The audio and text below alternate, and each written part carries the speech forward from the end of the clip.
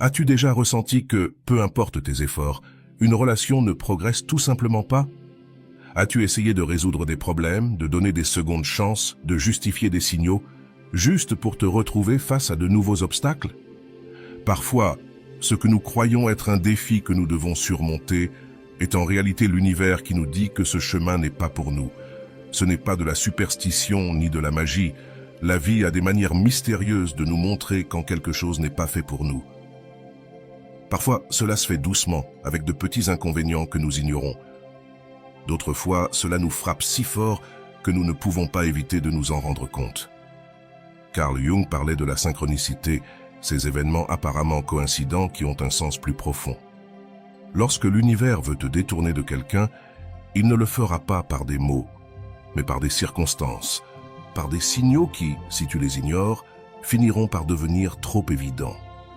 Freud expliquait que, souvent, nous nous accrochons à des relations qui nous font du mal parce que nous sommes attachés à des schémas inconscients d'attachement.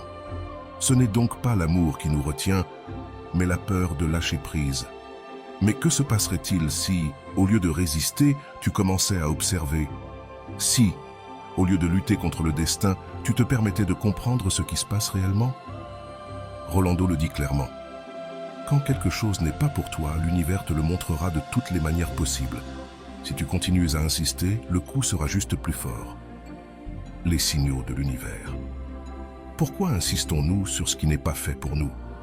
L'amour, lorsqu'il est forcé, laisse des cicatrices. On nous a appris que si quelque chose nous importe, nous devons lutter pour cela, que le véritable amour nécessite sacrifice, patience et dévouement. Mais il y a une grande différence entre se battre pour l'amour et s'accrocher à quelque chose que l'univers essaie de nous arracher des mains. Rolando l'explique sans détour. Si tu dois trop insister, si tu sens que chaque pas est une lutte, si une relation te génère plus d'anxiété que de paix, alors ce n'est pas de l'amour, c'est de la résistance. Avant d'aller loin, je te serais reconnaissant si tu mets un j'aime à la vidéo. Cela m'aiderait à continuer de diffuser cette philosophie. Si tu n'es pas encore abonné, je te recommande de t'abonner et d'activer la cloche pour ne manquer aucune vidéo. Carl Jung parlait du principe d'individuation. L'univers ne te retire pas des personnes, il te libère d'elles, non pas comme une punition, mais comme une partie de ta croissance. Chaque personne qui quitte ta vie laisse de l'espace pour que tu deviennes la version de toi que tu n'as pas encore rencontrée. Freud affirmait que l'être humain a une tendance inconsciente à répéter des schémas d'attachement. Cela signifie que souvent, nous insistons sur des relations qui ne nous conviennent pas, non pas parce qu'elles sont bonnes, mais parce qu'elles nous sont familières. Et voici la question la plus importante.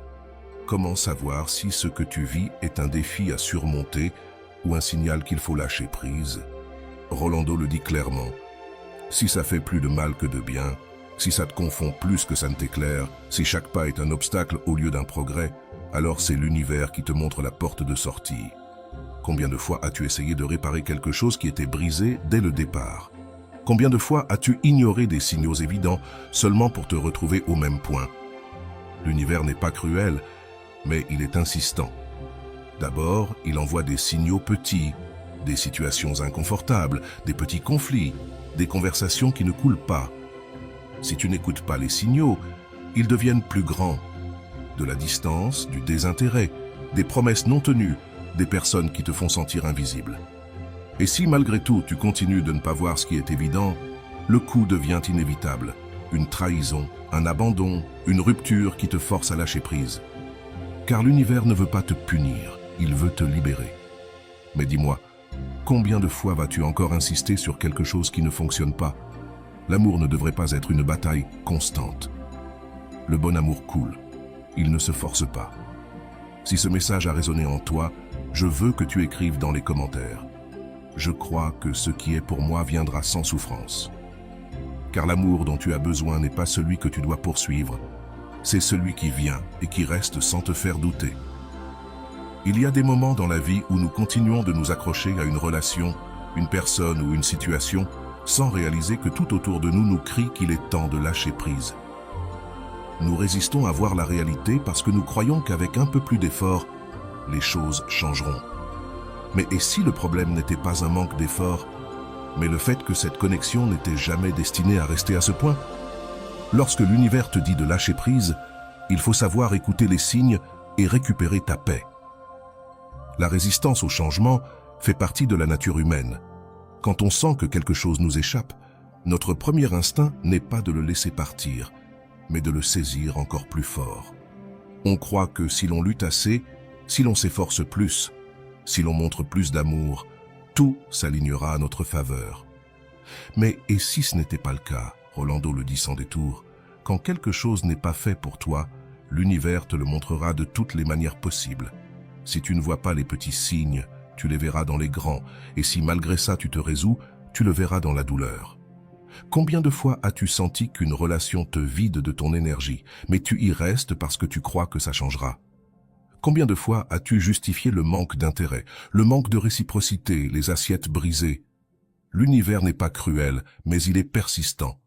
Si une relation n'est pas pour toi, tu le sauras d'abord par des petits inconvénients, des divergences de valeurs, des problèmes de communication, des disputes qui ne se résolvent jamais. Si tu ne le vois pas là, de plus grandes épreuves viendront, des personnes qui te font sentir invisible, des situations qui te créent de l'anxiété, des moments où tu te sens seul à lutter pour quelque chose qui devrait être réciproque. Et si malgré tout, tu continues d'ignorer la réalité, le coup sera inévitable. L'abandon, la trahison, un événement qui te brise suffisamment pour te forcer à voir ce que tu n'as jamais voulu admettre. Carl Jung parlait de la synchronicité, cette manière par laquelle l'univers nous envoie des signes à travers des coïncidences qui semblent accidentelles, mais qui ont un sens profond. T'es-tu déjà senti que tout incite à t'éloigner de quelqu'un, mais tu continues de te résister? C'est là le problème avec l'attachement. Il nous fait croire que l'on se bat pour l'amour, alors qu'en réalité on se bat contre la vérité. Freud l'expliquait avec la psychologie de l'attachement. Souvent, on ne s'accroche pas à une personne, mais à l'idée qu'on en a, à ce qu'elle était autrefois, à ce qu'elle pourrait être, mais pas à ce qu'elle est réellement. L'amour véritable coule, il n'a pas besoin d'être forcé, il ne ressemble pas à une bataille constante. Mais alors, que se passe-t-il lorsque l'univers te dit de lâcher prise et que tu ne veux pas? Rolando l'explique clairement. Si tu t'accroches à ce qui n'est pas fait pour toi, tu finiras blessé, non pas parce que l'univers veut te punir, mais parce que tu résistes à quelque chose qui tôt ou tard doit arriver. Si tu sens qu'une relation est pleine d'obstacles, qu'il y a de plus en plus de distance, que l'énergie a changé, demande-toi, est-ce vraiment de l'amour ou est-ce juste ma peur de lâcher prise? Car voici la grande vérité. Quand quelque chose est pour toi, ça reste sans lutte. Quand quelque chose n'est pas pour toi, ça s'en va, même si tu t'y accroches de toutes tes forces. Alors dis-moi, combien de signes encore as-tu besoin? Jusqu'à quand vas-tu ignorer ce qui est déjà évident?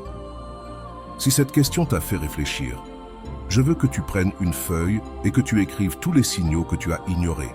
Fais-le sans peur, sans excuse. Sois honnête avec toi-même. Si l'univers t'a montré que quelqu'un n'est pas fait pour toi, peut-être est-il temps de l'écouter. Si ce message résonne en toi, écris dans les commentaires. Je crois que ce qui est pour moi arrivera sans souffrance. Parce que lorsque tu arrêtes de résister et que tu apprends à flotter, tout ce qui t'appartient vraiment trouvera un moyen de rester. Apprendre à lâcher prise, des exercices psychologiques pour laisser partir ce qui n'est pas fait pour toi. Lâcher prise n'est pas facile. Si c'était le cas, nous ne serions pas ici.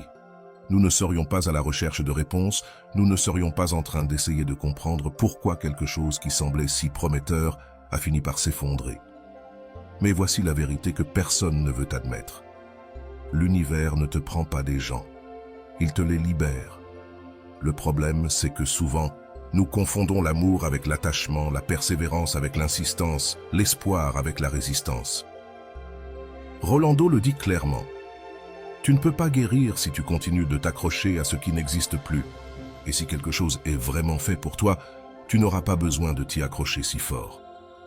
Aujourd'hui, nous allons faire 3 exercices psychologiques qui t'aideront à voir la vérité avec clarté, à lâcher ce qui te lie et à retrouver la paix que tu as perdue en insistant sur ce qui ne devait pas rester. Prends une feuille et un crayon. Ne fais pas ces exercices dans ta tête. Écris, parce que quand nous écrivons, notre esprit est obligé de se confronter à ce qu'il a évité. Exercice 1. La lettre de la vérité. Pense à cette personne que l'univers t'a éloignée. Peu importe si c'était quelqu'un que tu aimais, quelqu'un avec qui tu as eu une relation échouée, quelqu'un qui a tout simplement disparu de ta vie sans explication. Maintenant, Je veux que tu écrives une lettre adressée à toi-même, pas à cette personne. Dans cette lettre, tu vas répondre avec honnêteté complète. Pourquoi t'es-tu autant accroché? Quels signes as-tu ignorés? Comment serait ta vie si aujourd'hui tu décidais de lâcher prise? Sois brutalement honnête. La vérité fait mal, mais le mensonge prolonge la souffrance. Lorsque tu termines la lettre, lis-la à voix haute. Écoute tes propres mots et demande-toi, est-ce que je veux vraiment continuer à porter ce fardeau? Parce que voici la grande révélation. Bien souvent, la seule raison pour laquelle nous restons attachés, c'est parce que nous ne nous sommes jamais permis d'admettre la vérité. Exercice 2. La liste du désenchantement. Sur une feuille, divise la page en 2 colonnes. Dans la première, écris tout ce que cette relation t'a donné. Moments heureux, apprentissage, choses pour lesquelles tu as été reconnaissant. Dans la deuxième, écris tout ce que ça t'a pris. Énergie, temps, paix mentale, estime de soi. Lorsque tu as terminé, regarde la deuxième colonne. Si elle pèse plus lourd que la première, alors tu sais déjà la réponse. Ce lien n'était pas de l'amour, mais de l'épuisement. John Bowlby, avec sa théorie de l'attachement, disait que les relations qui nous font le plus souffrir ne sont pas nécessairement les plus significatives, mais celles qui nous ont fait nous sentir les plus incertains. Si une relation t'a fait douter de toi-même plus de fois qu'elle t'a fait te sentir en sécurité, alors ce n'était pas de l'amour, c'était de l'attachement. Et l'attachement ne se guérit pas en insistant, il se guérit en lâchant prise. Exercice 3. Le miroir de la nouvelle réalité. C'est le plus puissant, mais aussi le plus difficile. Regarde-toi dans un miroir, observe tes yeux. Maintenant, je veux que tu te poses cette question. Si je savais avec certitude que quelque chose de mieux m'attend, est-ce que je continuerais de m'accrocher à ça? Pense à la réponse, ressens-la, et maintenant je veux que tu te dises à toi-même à haute voix, « Je crois que ce qui est pour moi arrivera sans souffrance. Je n'ai pas à le poursuivre, je n'ai pas à mendier pour ça, je n'ai pas à m'accrocher à ce qui ne me choisit pas. Aujourd'hui, je choisis de lâcher prise. » Respire profondément, ressens le poids de tes paroles, parce que c'est à ce moment précis que tu commences vraiment à guérir, quand tu choisis de lâcher prise, non pas parce qu'on te l'impose, mais parce que tu l'as décidé. Si ce message a résonné en toi, écris dans les commentaires. Je crois que ce qui est pour moi arrivera sans souffrance. Parce que la paix ne se trouve pas dans ce que tu insistes à retenir, mais dans ce que tu permets finalement de lâcher. L'univers est le prix que nous payons pour résister à lâcher prise. La brise de la ville de Mexico apportait avec elle une sensation de nostalgie et d'adieu. Sofia le ressentit sur sa peau tandis qu'elle marchait sur l'avenue, sans but précis, l'esprit enchevêtré dans des pensées qui pesaient plus que n'importe quelle valise. Elle avait été dans cette relation pendant 3 ans durant lesquels elle avait investi tout ce qu'elle avait. Amour, patience, sacrifice, et maintenant, après tout cela, elle était seule. Marco était parti. Pas du jour au lendemain, mais petit à petit. D'abord les appels moins fréquents, puis les messages plus froids. Ensuite la sensation que, bien qu'ils soient ensemble, en réalité, ils ne l'étaient plus. Sofia le savait, elle l'avait ressenti bien avant qu'il ait le courage de le dire, mais elle s'était accrochée, car l'amour ne devait pas être quelque chose qu'on laisse partir si facilement, n'est-ce pas? Parce que lorsqu'on aime quelqu'un, on se bat pour cette personne. Parce que si tu continues d'essayer, si tu donnes encore plus, éventuellement, la connexion reviendra. C'était ce qu'elle se répétait chaque nuit, tandis que Marco s'éloignait de plus en plus, jusqu'au jour où elle ne put plus soutenir ce mensonge. Marco lui dit franchement les choses. Il ne voulait plus continuer. Il ne voyait pas de futur ensemble.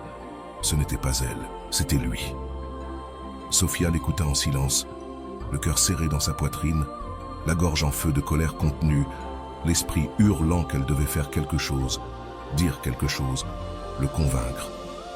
Mais elle ne le fit pas, car au fond, l'univers lui avait déjà donné tous les signes.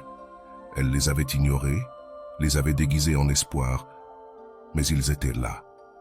L'univers ne la voulait plus là, et maintenant, au milieu de l'avenue, avec l'air frais frappant son visage, elle comprit qu'elle ne pouvait plus se battre pour quelque chose qui n'existait plus. Marco ne s'était pas éloigné ce jour-là, il s'était éloigné depuis des mois, et elle avait été la dernière à s'en rendre compte. Elle respira profondément, la douleur était là, mais pour la première fois, Elle ne ressentait pas le besoin de s'accrocher. Elle regarda son téléphone. Il n'y avait pas de message de sa part, elle ne le saurait pas.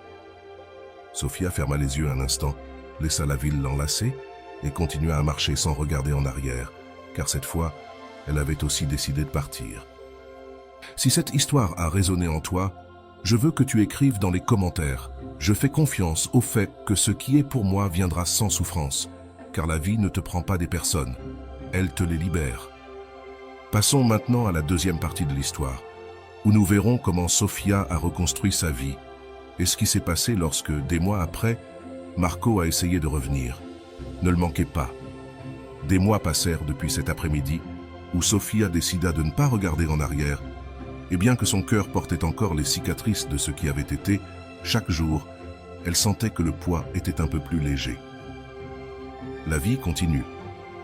Au début, avec difficulté, il y avait des matins où elle se réveillait avec l'inertie de lui écrire, l'impulsion de vérifier s'il avait laissé un message, un signe de regret, mais elle ne le fit pas, car elle savait que si, réellement, il avait voulu rester, il ne serait jamais parti. Elle apprit donc à remplir les vides, reprit les livres qu'elle avait laissés de côté, retourna au café où ils allaient, mais cette fois seule, et peu à peu, elle découvrit que la vie continuait, au-delà de l'absence de quelqu'un. Puis, quand la douleur cessa d'occuper chaque espace, Marco réapparut. Le message arriva un mercredi soir. « Comment vas-tu » Si simple, si décontracté, comme si des mois ne s'étaient pas écoulés. Sophia regarda l'écran, ressentant que le passé frappait à sa porte, non pas avec nostalgie, mais avec la sensation que l'univers lui offrait une dernière épreuve. Elle respira profondément, ne répondit pas immédiatement, car cette fois, elle ne ressentait plus le besoin de le faire. Marco insista. « J'ai beaucoup pensé à toi. On peut parler ?» Sophia sourit tristement, non pas que cela lui fit mal, mais parce qu'elle comprenait maintenant ce qui s'était passé. L'univers l'avait forcée à lâcher prise pour qu'elle puisse voir la vérité avec clarté, et la vérité était simple. Marco ne l'avait pas choisi quand il en avait l'opportunité, et maintenant qu'elle avait appris à aller bien sans lui, son absence était devenue son plus grand regret. Mais Sophia n'était plus au même endroit. Elle n'avait pas besoin de clôturer des cycles, elle n'avait pas besoin de réponse, elle n'avait pas besoin de reprendre quelque chose qui avait déjà accompli son but dans sa vie. Alors, elle fit ce qu'elle n'aurait jamais cru pouvoir faire. Elle posa le téléphone de côté, éteignit les notifications et alla dormir en paix, car pour la première fois depuis longtemps, elle savait qu'elle n'avait plus rien à dire. Si cette histoire a résonné en toi, je veux que tu écrives dans les commentaires. Je fais confiance au fait que ce qui est pour moi viendra sans souffrance, car lorsque l'univers te force à lâcher prise, c'est toujours pour que tu puisses recevoir quelque chose de mieux. Passons maintenant à la dernière partie de l'histoire, où nous verrons comment Sophia comprit que son amour-propre valait plus que n'importe quel retour tardif. Ne le manquez pas. Sophia a vécu ce que beaucoup d'entre nous avons expérimenté un jour, s'accrocher à quelqu'un qui est déjà parti en esprit, mais pas en présence. Son histoire nous montre quelque chose d'important. L'amour ne disparaît pas d'un coup, mais l'indifférence le tue lentement. Rolando le dit sans détour. Lorsque quelqu'un cesse de t'apprécier, la meilleure réponse n'est pas d'en donner plus, mais de t'éloigner. Mais voici la question. Pourquoi nous résistons-nous tant à lâcher prise face au mécanisme d'attachement, cette tendance humaine à nous accrocher à ce qui nous est familier, même lorsque cela nous fait du mal ? Sophia n'insiste pas sur Marco parce qu'elle l'aimait encore, mais parce qu'elle avait peur de perdre la version de lui qui l'avait un jour rendue heureuse. Et c'est là le plus grand des erreurs que nous commettons dans une relation qui est destinée à se terminer. Nous nous accrochons aux souvenirs, non à la réalité. Carl Jung disait que ce que nous nions en nous finit toujours par se manifester dans notre vie. Sophia l'a nié que Marco n'était plus là, jusqu'à ce que l'univers la force à l'accepter. Le silence de Marco n'était pas une pause, c'était un adieu. Mais combien de fois encore fallait-il attendre un signe pour le comprendre ? Rolando l'explique clairement. L'univers ne te retire pas des personnes, il te libère d'elles. Et plus tu insistes pour retenir ce qui n'est pas pour toi, plus le processus sera douloureux. Le moment où Marco a disparu a été celui où Sophia s'est retrouvée avec elle-même. Quand elle a cessé de le chercher, ce fut lui qui sentit son absence. car c'est ainsi que fonctionne l'amour-propre. Quand tu cesses d'insister sur quelqu'un, c'est là qu'il commence à réaliser ce qu'il a perdu. Mais dis-moi, quel sens a-t-il d'attendre que quelqu'un apprécie ce qu'il n'a pas su protéger? L'univers a offert à Sofia un cadeau déguisé en perte. Il lui a retiré Marco pour qu'elle puisse retrouver sa paix. Et quand il a voulu revenir, elle n'avait déjà plus d'intérêt à ouvrir la porte. Si ce message a résonné en toi, je veux que tu écrives dans les commentaires « Je crois que ce qui est pour moi arrivera sans souffrance ». Parce que l'amour-propre n'est pas attendre que quelqu'un revienne, c'est comprendre que si cette personne est partie, c'est parce qu'elle n'aurait jamais dû rester. L'amour-propre n'est pas une destination, c'est un processus qui commence souvent par la perte. Sofia pensait qu'elle perdait Marco, mais en réalité, elle se retrouvait elle-même. Rolando l'explique clairement. Parfois, le plus grand acte d'amour n'est pas de rester, mais d'apprendre à partir quand tu n'es plus valorisé.